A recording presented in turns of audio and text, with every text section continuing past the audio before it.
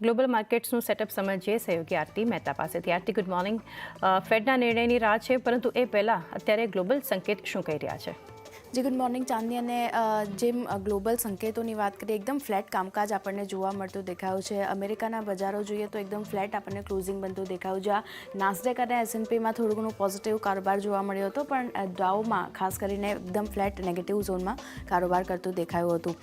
ખાસ કરીને S&P 500 અને નાસ્ડેકની વાત કરી લઈએ તો ત્યાં આપણે જોઈ રહ્યા છીએ એક લીલા નિશાનમાં પણ એક રેન્જ બાઉન્ડ કારોબાર જ જે છે તે આપણને અહીંયા બનતો દેખાયો હતો.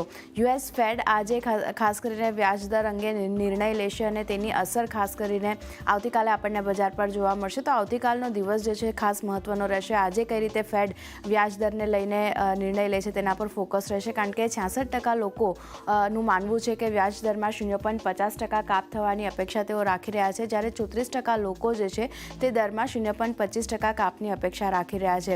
તો અહીંયા જો 0.50% જો વ્યાજ કાપ થાય છે તો પછી માર્કેટ જે છે તેમાં આપણને એક અલગ રેલી જે છે તે આપણને જોવા મળી શકે છે. પણ ખાસ ફોકસ આજની USની જે કમેન્ટ્રી છે, જે નિર્ણય છે તેના પર રહેશે. સેન્ટ્રલ બેંકની અમુક વ્યાજદર અંગે નિર્ણય લેવાના છે સપ્ટેમ્બર મહિનામાં. તો ખાસ કરીને નજર કરી લઈએ તો જુઓ, US ફેડ 18 તારીખે આપણને નિર્ણય જે છે તે લેતું જોવા મળશે. ખાસ કરીને બેંક ઓફ ઇંગ્લેન્ડની વાત કરીએ તે 19 સપ્ટેમ્બરે નિર્ણય લેવાનું છે. બેંક ઓફ જાપાનની જે છે તે 20 સપ્ટેમ્બરે બેઠક થવાની છે. તેઓ વ્યાજ દર પર નિર્ણય જે છે તે લેવાના છે. તો આ સપ્તાહ કહી શકાય એક મહત્વનું છે, કારણ કે સૌથી પહેલાં US ફેડ જે છે તેના પર એક ફોકસ રહેશે.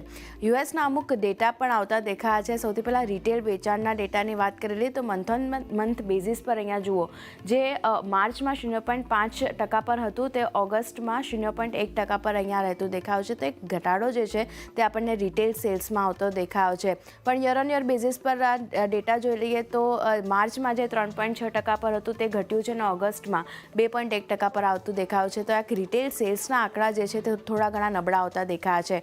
ઇન્ડસ્ટ્રીયલ પ્રોડક્શનની વાત કરી લઈએ તો મંથ ઓન બેઝિસ પર થોડા ઘણા સુધરતા આંકડા જોવા મળ્યા છે. જ્યાં માર્ચમાં માઇનસ પર જે ડેટા હતો તે ઓગસ્ટમાં વધી અને પ્લસમાં આવતો દેખાયો છે. 0.8% આ જે ઇન્ડસ્ટ્રીયલ પ્રોડક્શન છે તે આપણને વધતું દેખાયું છે.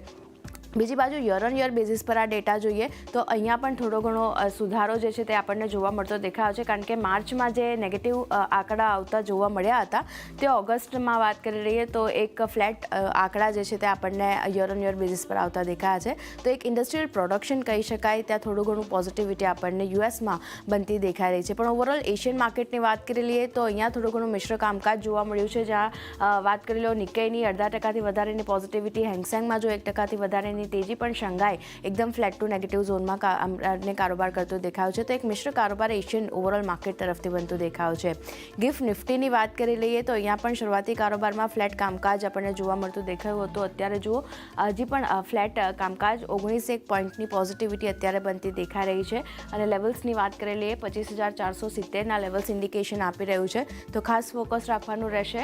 આપણા માર્કેટ જે રીતે USમાં એક ફ્લેટ કામકાજ છે, એશિયન માર્કેટ મિશ્ર કારોબાર કરી રહ્યા છે, તો આપણા માર્કેટ ક્યાંય ને ક્યાંય એકદમ ફ્લેટ ઓપન થાય તેવા સંકેતો અત્યારે બની રહ્યા છે. જી આરતી.